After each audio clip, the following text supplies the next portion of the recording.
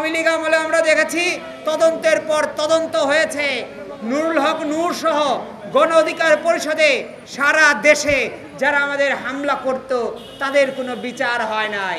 আফসোসের বিষয়, একটি গণ অভ্যুত্থান গিয়েছে, 2000 শহীদ হয়েছে।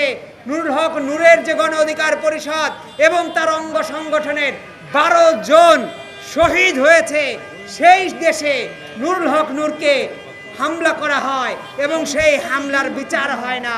সেই গণ অধিকার পরিষদ এবং অঙ্গ সংগঠনের নেতাকর্মীদের উপরে হামলা করা হয়, আর বিচারের জন্য আমাদেরকে বিক্ষোভ করতে হয়, আমরা বিচার পাই না।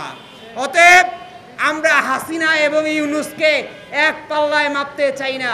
হাসিনার সরকারের বিচার করার ক্ষমতা ছিল না, কারণ তারা ফ্যাসিবাদ এবং স্বৈরাচারী আচরণ ধারণ করেছিল।